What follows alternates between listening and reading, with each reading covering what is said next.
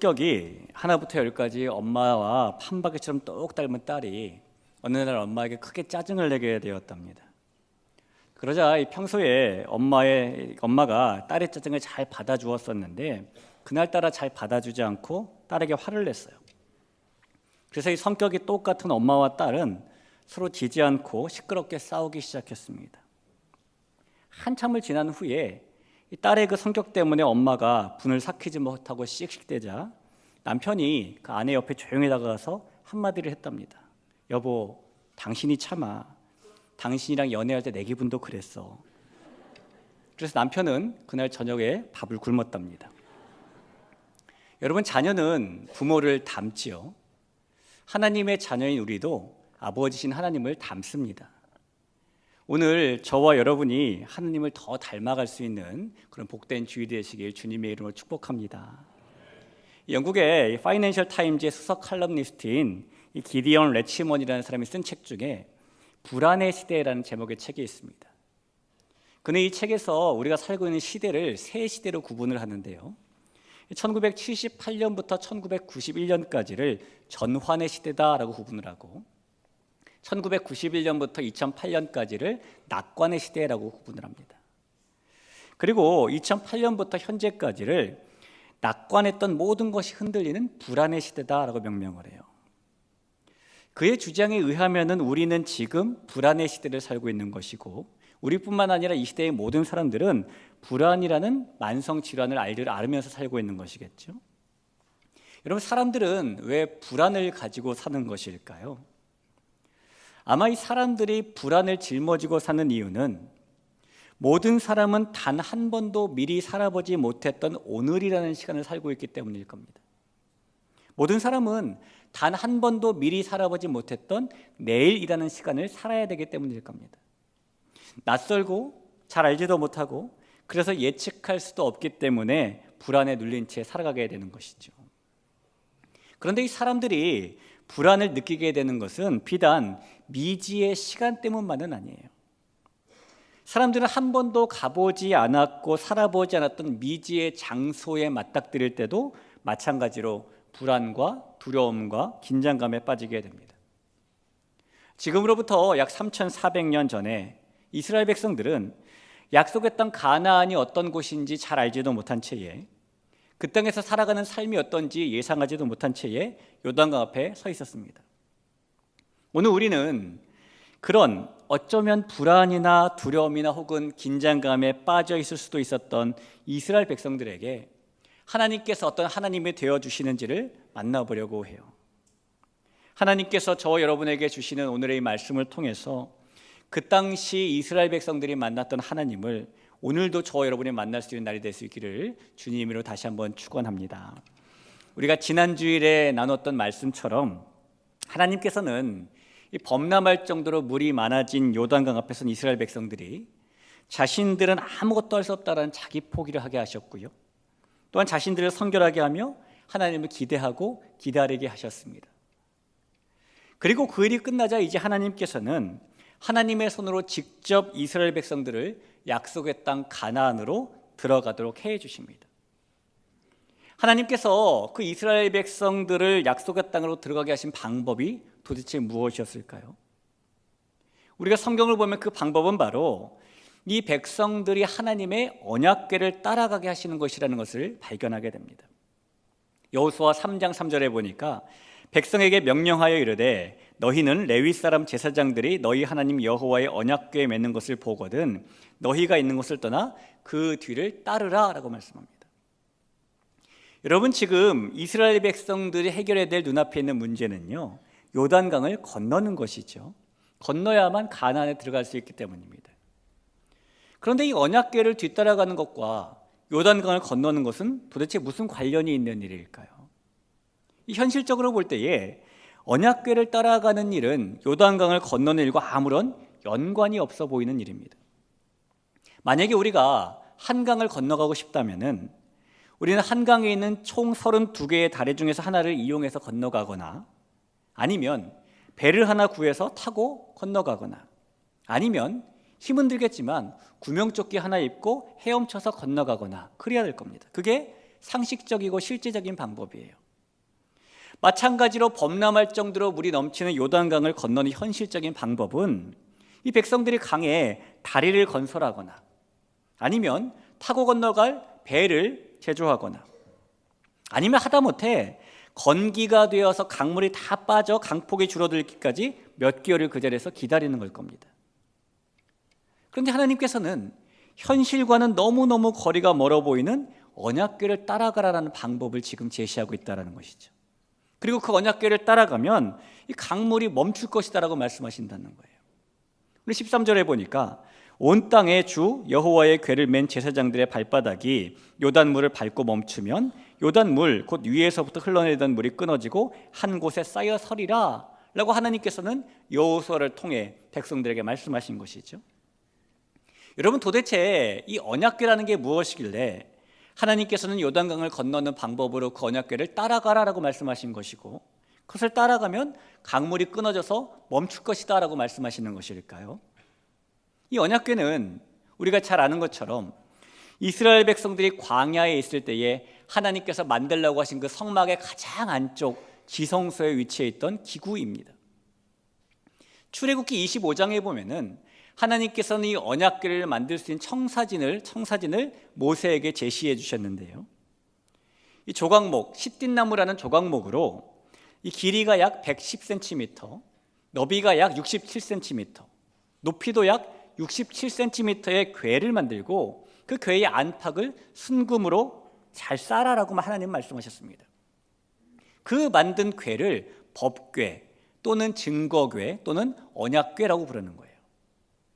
그리고 하나님께서는 양쪽 끝에 금으로 만든 천사 모양 있는 뚜껑을 제조해서 그 언약궤의 뚜껑으로 덮으라라고 말씀하셨어요. 그 뚜껑을 속죄소라고 부르는 겁니다.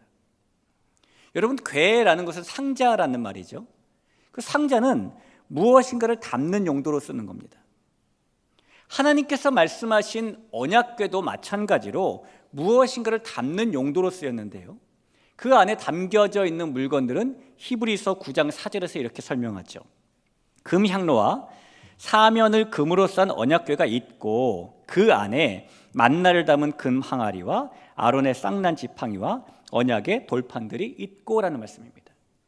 이 언약궤는 무엇을 보관하는 것이었냐면은 만나를 담은 금 항아리, 아론의 쌍난 지팡이, 그리고 하나님께서 주신 십계명 두 돌판을 보관하는 상자였다는 것이죠. 그것이 바로 언약궤입니다. 하나님께서는 그런데 오늘 본문에서 그 언약궤를 앞장 세우고 따라가라 그러면 요단강이 멈춘다라고 말씀하고 있다는 거예요. 여러분, 그러면 이 언약궤 안에 들어있는 세 가지 물건이 너무너무 중요해서 혹은 그 물건들에 너무 신비한 능력이 있어서 그 언약궤를 앞장 세워가면은 이스라엘 백성들이 끊어지는 요단강을 만날 수 있게 되는 것일까요?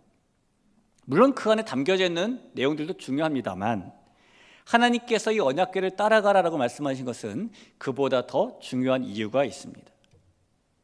이 언약궤의 가장 중요한 점은 그 내용물도 중요하지만 언약궤는 하나님이 임재하시는 곳이다라는 것에 있어요. 하나님께서는 모세에게 이 궤를 만들라고 말씀하셨을 때에 이런 말씀을 하십니다.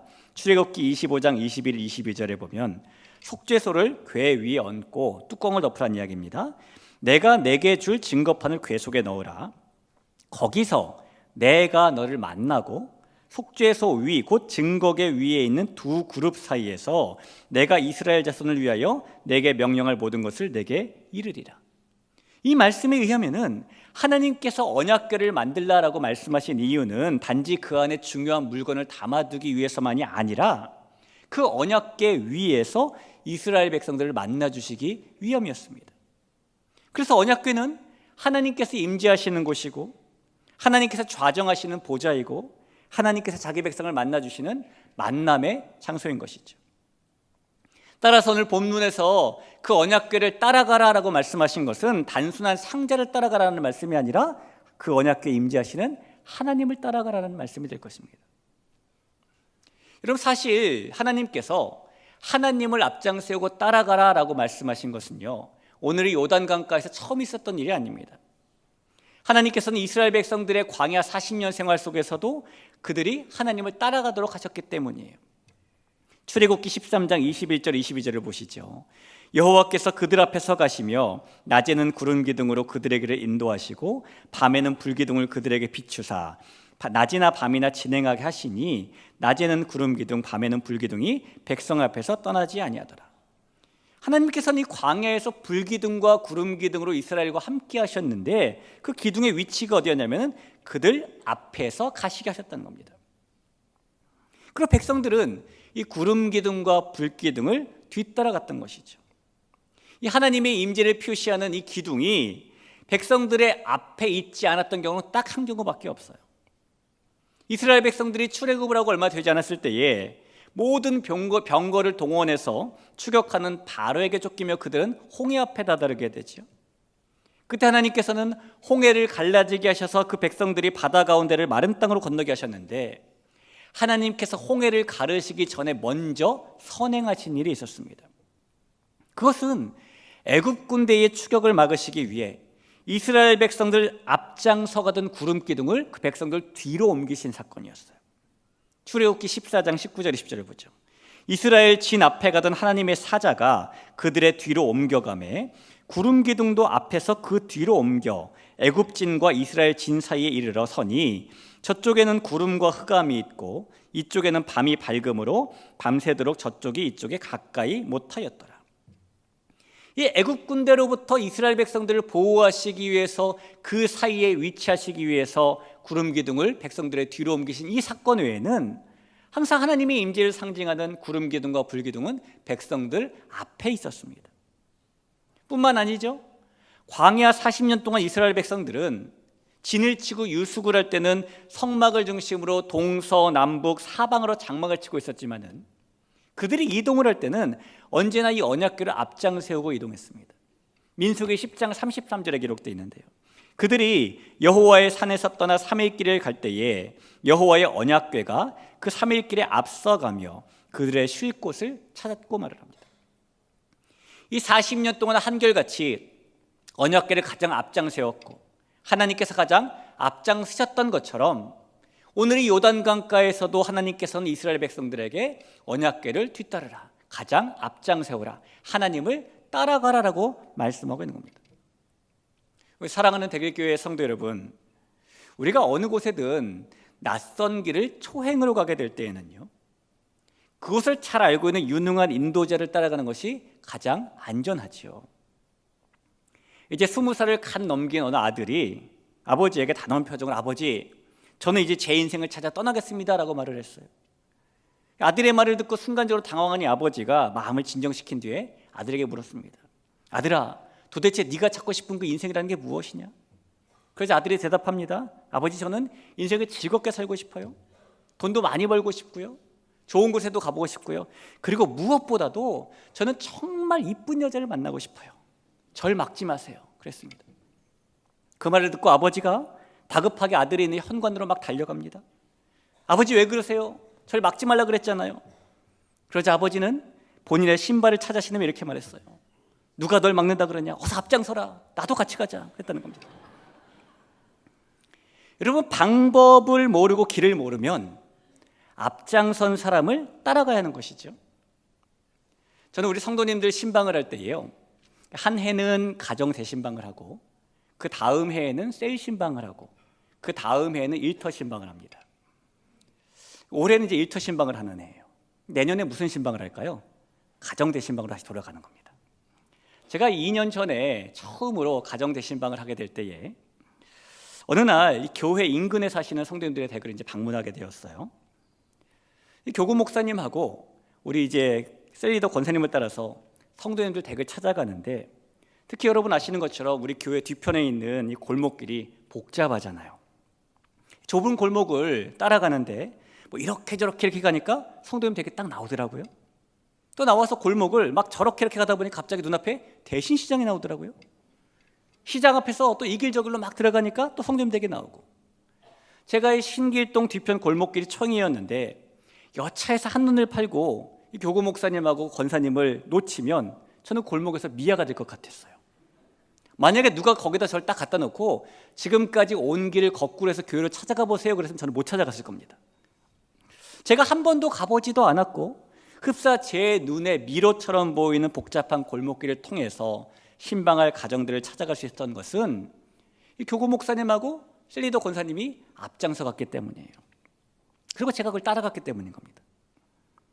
여러분, 이스라엘 백성들에게 약속의 땅 가나안은 하나님께서 주시겠다고 하신 땅이었고 분명히 젖과 꿀이 흐르는 땅이었습니다. 그러나 그들에게 실제로 그 땅은 40년 전에 그곳을 정탐했던 여호수아와 갈렙 외에는, 그리고 얼마 전에 여리고성의 정탐꾼을 갔던 두 사람 외에는, 이 총 4사람 외에는 그 누구보다 가보지 못했던 미지의 땅이고 불안의 땅이고 두려움의 땅이었어요.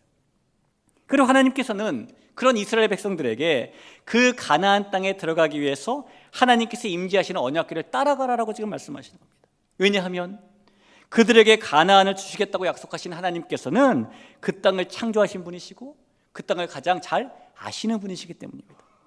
가나안 땅에 들어가는 일에 하나님보다 유능한 인도자는 없기 때문입니다. 여러분, 우리가 걸어가는 모든 길은 그 길이 험한 길이냐 편안한 길이냐의 차이는 있겠지만 모든 길은 우리가 처음 가보는 낯선 불안과 두려움의 길일 수도 있어요. 그렇다면 우리가 그런 길을 갈 때에는 유능한 인도자를 따라가는 게 가장 최고겠죠.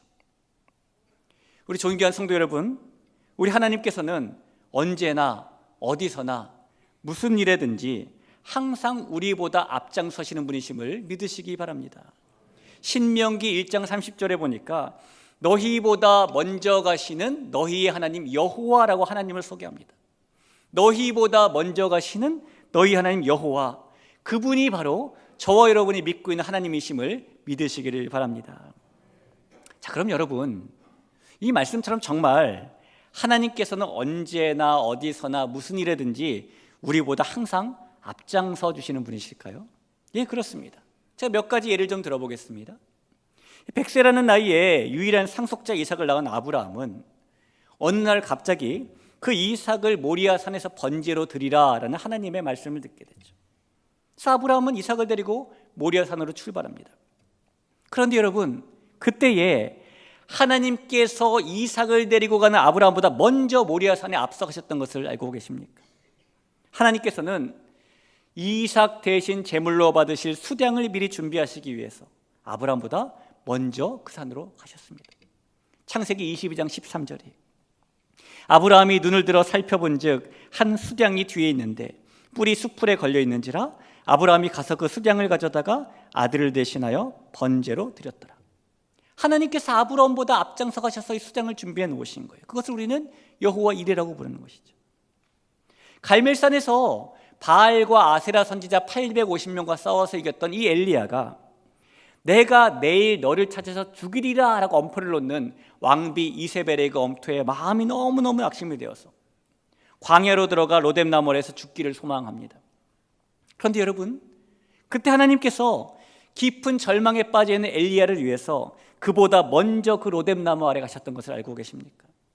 하나님께서는 엘리야에게 공급할 힘을 줄 떡을 굽고 물을 주시기 위해서 그보다 먼저 앞서 가셨어요. 열왕기상 19장 5절 6절을 보시죠. 로뎀나무 아래에 누워 자더니 천사가 그를 어루만지며 그에게 이르되 일어나서 먹으라 하는지라 본즉 머리맡에 숯불에 구운 떡과 한 병 물이 있더라. 이에 먹고 마시고 다시 누웠더니 하나님께서는 엘리야에게 줄 떡과 물을 준비하러 먼저 앞장서 가신 겁니다. 예수님께서도 마찬가지죠. 부활하신 예수님을 만났지만 여전히 그 주님을 부인했던 상처가 회복되지 않았던 베드로는 예수님 만나기 이전 갈릴리 어부의 모습으로 돌아가게 됩니다. 밤새도록 고기를 잡지만 아무것도 잡지 못하게 되죠. 여러분, 그때에 예수님께서 베드로보다 먼저 그 갈릴리 바닷가로 가셨던 것을 알고 계십니까? 예수님께서는 고기를 잡는다고 밤새 고생하고 있는 이 베드로를 해변가에서 지켜보시고 그에게 숯불과 생선과 떡을 준비해 주시기 위해서 베드로보다 앞서 가셨어요. 우리 사랑하는 대길의 귀한 성도 여러분, 하나님께서는 언제나 어디서나 우리가 무슨 일을 만날지라도 항상 우리보다 앞장서 주시는 분이 맞으십니다.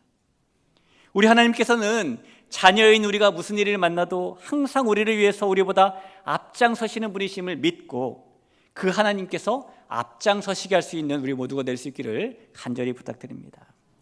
자, 여러분, 만약에 우리가 하나님을 그렇게 앞장서시게 하면 무슨 일이 도대체 일어나게 되는 것일까요? 오늘 여호수아와 이스라엘 백성들이 하나님을 앞장서시게 하고 뒤따라갔더니 무슨 일이 일어났는지 한번 살펴볼까요? 그들이 언약궤를 뒤따라 걸어갔더니 현실을 뛰어넘는 놀라운 일이 일어났습니다. 언약궤를 맨 제사장들이 요단강 물에 발을 담그자 상류에서 흘러내리던 강물이 그쳐서 쌓였고요, 하류로 흘러가던 물은 끊어져 버렸습니다. 오늘 15절과 16절을 보시죠. 궤를 맨 자들이 요단에 이르며 궤를 맨 제사장들의 발이 물가에 잠기자 곧 위에서부터 흘러내리던 물이 그쳐서 사르단에 가까운 매우 멀리 있는 아담 성읍 변두리에 일어나 한 곳에 쌓이고 아라바의 바다 염해로 향하여 흘러가는 물은 온전히 끊어지며 백성이 여리고 앞으로 바로 건널세. 우리가 지금 이스라엘의 역사 기록을 조금만 살펴보면은 이 지진이 발생해서 요단강 주변의 진흙들이 강을 덮쳐서 물줄기가 몇 시간 동안 멈췄다라는 기록을 어렵지 않게 찾아보게 됩니다. 그러나 오늘 본문에서 일어난 이 사건은, 이 요단강이 멈춰버린 사건은 그 이스라엘의 역사에서 찾아볼 수 있는 지진댐이라는 사건과는 다른 거예요. 왜냐하면 언약궤를 맨 제사장들의 발이 물에 잠겼을 때에 지진이 일어나 토사가 흘러내린 것이 아니라 강물 그 자체가 멈춰 쌓인 것이기 때문입니다. 보통 쌓는다라는 표현은 어떤 형태가 있는 물체를 이렇게 차곡차곡 쌓을 때 쓰는 표현입니다. 근데 오늘 성경은 뭐라고 표현하냐면 물이 쌓였다라고 표현하고 있는 겁니다. 성경은 분명히 토사가 아니라 물이 쌓였다라고 말씀하고 있어요. 여러분, 하나님께서 앞장서시게 하고 이스라엘 백성들이 그 뒤를 따라갔을 때 그들은 마른 땅을 건너는 기적을 보게 된 것이죠. 현실을 뛰어넘는 놀라운 일을 보게 된 것입니다. 사랑하는 성도 여러분, 하나님께서는 우리에게도 강물을 멈추게 하신 후 마른 땅의 기적을 주실 수 있는 분이십니다. 그리고 하나님을 앞장서시게 하는 사람들이 그 기적을 보며 살아가는 거예요. 여러분, 우리가 그렇게 하나님을 앞장서시게 하면 신실하신 하나님께서는 우리를 인도해 주시고 우리의 삶을 이끌어 주시고 우리에게 풍성하고 의미 있는 삶을 주시며, 설사 우리가 범람하는 요단강 앞에 있을지라도 현실을 뛰어넘는 기적과 함께 그 강을 마른 땅으로 건너게 하심을 믿으시길 축원합니다. 우리의 내일에 불안과 두려움이 밀려올 때도 항상 하나님께서 앞장서시게 하며 우리에게 주어진 약속의 땅을 그렇게 하나님이시는 능력으로 살아낼 수 있는 우리 모든 대길의 가족 되길 간절히 소원합니다. 여러분, 하나님을 앞장서시게 한다는 것은 조금 더 구체적으로 말하면 하나님의 말씀을 앞장 세우는 걸 겁니다. 왜냐하면 오늘 이스라엘 백성들이 따른 것은 단순한 궤가 아니라 그 언약궤를 따라가라라는 하나님의 말씀을 따른 것이기 때문이에요. 그래서 하나님을 앞장서시게 한다는 것은 우리가 말씀하신 하나님을 우선시하고 하나님의 계획과 뜻을 따르기 위해 노력하고 하나님의 지시에 따라 행동하고 일하는 것을 의미하는 것이겠죠. 하나님을 앞장서시게 한다는 것은 우리가 나의 능력으로 모든 것을 해결할 수 없다는 것을 깨닫고 하나님께서 우리를 인도하시는 것을 믿는 것을 의미할 겁니다. 또한 하나님께서 앞장서시게 한다는 것은 우리가 가진 것, 우리가 하고 싶은 것, 우리가 얻고 싶은 것을 중요시하는 것이 아니라 반대로 하나님께서 가지신 것, 하나님께서 하고 싶으신 것, 하나님께서 얻고 싶은 것을 중요시해서 하나님의 뜻과 계획을 중심으로 살아가는 걸 겁니다. 그래서 우리가 직장에서나 가정에서나 교회에서나 무슨 일을 할 때에도 그 일에 대한 최종적인 결정을 내리기 전에 하나님의 말씀 앞에서 먼저 기도하는 것이고 하나님의 뜻을 먼저 찾는 것이고 하나님의 일을 하는 것이고 하나님을 그렇게 앞장서시게 하는 것이죠. 또한 우리의 개인적인 삶에서도 항상 말씀을 가까이 하고 그에 따른 삶을 살아가고 하나님의 뜻을 이루기 위해서 애쓰는 것, 그것이 하나님을 앞장서시게 하는 그런 삶일 겁니다. 자, 그런데 여러분, 하나님께서는 그렇게 우리의 길을 언제나 앞장서 주시는 분이시지만 문제가 하나 있어요. 그 문제는 우리가 하나님을 믿는 우리가 때때로 실제로는 하나님을 앞장서시게 하는 것이 아니라 하나님을 앞지를 때가 있다는 겁니다. 우리가 하나님을 앞장서시게 하지 않고 하나님을 앞지르는 데는 몇 가지 이유가 있는데요. 아마 우선 우리의 교만한 마음이 큰 작용을 할 거예요. 교만은 하나님을 앞장세우지 않아도 괜찮을 것 같고, 내가 하나님을 앞질러도 잘 될 것 같고 별 문제가 없을 것 같은 착각을 우리에게 주는 것이죠. 그 착각을 가졌던 대표적인 사람이 아담 아닙니까? 그는 하나님을 앞질러서 창조주의 자리를 넘보려고 했고 그 결과가 얼마나 비참한지 우리는 잘 알고 있습니다. 여러분, 하나님을 앞질르는 것, 하나님을 앞장세우지 않는 것은 우리에게 그런 비극을 주는 겁니다. 우리가 그 사실을 알면서도 때때로 하나님께서 앞장서시게 하지 않고 마치 출발선에 서서 신호만 떨어지면 얼른 하나님보다 먼저 뛰어나가려고 하는 사람처럼 살 때가 있다는 것이죠. 또한 우리가 하나님께서 앞장서시게 하시기보다는 하나님을 앞지르는 또 다른 이유는 우리의 조급함 때문일 수도 있어요. 여러분, 하나님을 앞장서시게 한다는 것은 하나님의 시간표대로 따라간다는 겁니다. 근데 하나님의 시간표를 따라가려니 마음에 조급함이 생길 때도 있는 것이죠. 아브라함이 그러지 않았습니까? 그는 하나님께서 약속의 아들을 주시겠다는 그 말씀을 들었습니다. 그러나 그 시간표를 따라가려니 마음이 조급해졌어요. 그래서 그는 하갈을 통해 이스마엘을 낳습니다. 사울왕도 그렇지 않습니까? 그가 블레셋과 전쟁을 할 때에 사무엘이 와서 제사를 드려야 되는데 그런 조급함 때문에 사무엘을 끝까지 기다리지 않고 그가 스스로 제사를 드립니다. 그 때문에 그의 왕권이 다윗에게 넘어가는 큰 계기가 되었죠. 아브라함처럼 사울왕처럼 때로는 우리가 마음속에 일어나는 조급함 때문에 하나님의 시간표를 따라가지 않고 하나님을 앞질러 행하는, 그래서 하나님을 앞장서시지 못하게 하는 때가 분명히 있습니다. 그러나 귀한 성도 여러분, 우리는 하나님 앞에서 교만한 마음 대신에 겸손한 마음을 택해야 되는 것이고, 조급함 대신에 기다림을 택해서 어떤 순간에도 하나님을 앞장서시게 해야 되는 겁니다. 우리가 지난주에 본 말씀에 보면은 하나님께서는 이스라엘 백성들에게 이 언약궤를 따라올 때 일정한 거리를 두고 따라오라고 말씀하셨어요. 여호수아 3장 3절 4절을 보죠. 백성에게 명령하여 이르되 너희는 레위 사람 제사장들이 너희 하나님 여호와의 언약궤에 매는 것을 보거든 너희가 있는 곳을 떠나 그 뒤를 따르라. 그러나 너희와 그 사이 거리가 2000규빗쯤 되게 하고 그것에 가까이 하지는 말라. 2000규빗은 900m 정도가 되는데요, 하나님께서 900m 정도 떨어지라라고 말씀하신 이유는 너무 가까우면 무슨 일이 일어나기 때문이 아니라 이 하나님의 언약궤를 앞지르지 않도록 안전거리를 두라라는 의미를 하신 거예요. 하나님을 절대로 앞지르지 말라라고 말씀하신 것이죠. 여러분, 오늘 하나님께서 이스라엘 백성들에게 주신 명령이 얼마나 간단합니까? 그들에게 뭔가 큰일 하라는 것도 아니고 그저 제사장들을 지켜보고 있다가 그들이 언약궤를 메고 출발하면 그 뒤를 따라가기만 하면 된다는 거예요. 그저 하나님을 앞장서시게 하고 그 뒤를 따라가라는 겁니다. 우리에게도 마찬가지입니다. 하나님께서 우리에게 주시는 명령이 복잡한 것이 아니에요. 그저 하나님의 말씀, 하나님이 앞장서시게 하고 그 뒤를 따라가기만 하라는 거예요. 물론 그 하나님을 따라간다는 것이, 하나님을 앞장서시게 한다는 것이 항상 현실적으로 보이는 것만은 아닙니다. 그러나 그래도 그 방법이 하나님께서 주신 방법이라면 우리는 하나님께서 앞장서시도록 해야 되는 것이고 그 길을 따라가야 되는 것이고, 그러면 놀랍게도 요단강이 멈추어 쌓이게 되며 마른 땅의 기적이 일어나게 되는 겁니다. 저와 여러분이 하나님을 앞질르는 삶이 아니라 하나님께서 앞장서 가시게 하는 삶, 그래서 마른 땅의 기적을 볼 수 있는 삶이 될 수 있기를 간절히 축복합니다. 여러분, 지금 이 요단 강가에 있는 이스라엘 백성들은요, 단 한 번도 이 강을 건너본 적이 없는 사람들입니다. 그래서 그들은 이 강을 건널 수 있는 방법도 모르고 강 너머에 무엇이 있는지도 몰라요.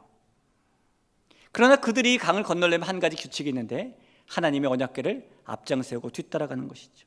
하나님을 앞질러서는 안 되는 것이었습니다. 그들은 믿음으로 하나님께서 앞장서시게 했어야 됐고 순종으로 그 뒤를 따라갔어야 됐어요. 그리고 그렇게 했을 때에 하나님께서는 그들에게 새로운 길을 열어주셨습니다. 그 이스라엘 백성들과 마찬가지로 저와 여러분은 이전에 단 한 번도 살아보지 않았던 오늘과 내일, 그 미래를 살게 됩니다. 그래서 우리는 우리에게 주어진 이 날들을 살아가는 방법도, 또 우리가 오늘이 지나고 맞이할 내일도 무슨 일이 일어날지 알지 못해요. 하지만 하나님만큼은 우리에 관해서 모든 것을 다 알고 계십니다. 하나님께서는 우리의 오늘도 아시고 우리의 내일도 아십니다. 그래서 우리가 할 일은 우리의 모든 것을 아시는 하나님을 앞지르는 것이 아니라 하나님을 앞장서시게 하는 일입니다. 하나님께서 안내해 주시는 길, 이끄시는 방법대로 따라가는 겁니다. 여러분, 그럴 때 하나님께서는 우리의 내일에 마른 땅의 기적을 주시는 겁니다.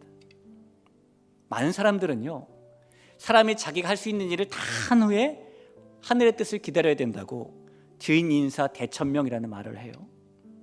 그러나 하나님의 자녀요, 하나님을 앞장 세우는 성도인 우리들은 하나님의 뜻을 먼저 기다리고 우리가 그 후에 해야 할 일을 해야 되는 대천명 진인사를 해야 하는 것입니다. 하나님께서는 우리보다 앞장서시는 분이시기 때문이에요. 여러분, 이사야 45장 2절 3절에 이런 말씀이 있는데 우리가 이 말씀을 같이 한 목소리로 한번 읽어봤으면 좋겠어요. 같이 읽어볼까요? 내가 너보다 앞서가서 험한 곳을 평탄하게 하며 논문을 쳐서 부수며 새 빗장을 꺾고 내게 흑암 중에 보화와 은밀한 곳에 숨은 재물을 주어 내 이름을 부르는 자가 나 여호와 이스라엘의 하나님인 줄을 내가 알게 하리라. 여러분, 이사야를 통해서 말씀하신 이 하나님이 우리의 하나님이십니다. 우리의 험한 곳을 평탄하게 하시고 앞서가셔서 논문을 쳐서 부수시고 앞서가셔서 쇠빗장을 꺾으시는 분이 하나님이십니다. 그 하나님을 앞장서시게 하는 인생의 주인공, 그래서 마른 땅의 기적을 맛보고 사는 인생의 주인공이 우리 모두가 될 수 있기를 간절히 축복합니다. 우리 그런 마음 가지고 같이 한번 찬양하죠.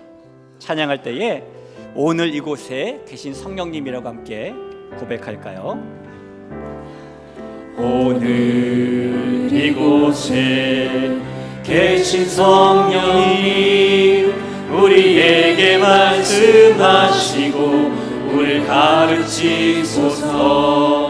닫힌 우리 맘 열어주시고 주의 빛으로 밝혀 우리를 인도하소서. 주님보다 앞서지 않고 겸손하게 주님의 말씀 기다리리. 주님 손에 우릴 드립니다. 사랑으로 인도하소서. 오늘 이곳에 계신 이곳에 계신 성령님, 우리에게 말씀하시고 우리 가르치소서. 닫힌 우리 맘 열어주시고 주의 빛으로 밝혀 우리 인도하소서. 주님보다 앞서지 않고 겸손하게 주님의 말씀 기다리니. 주님 손에 우릴 드립니다. 사랑으로 인도하소서. 주님보다 앞서지 않고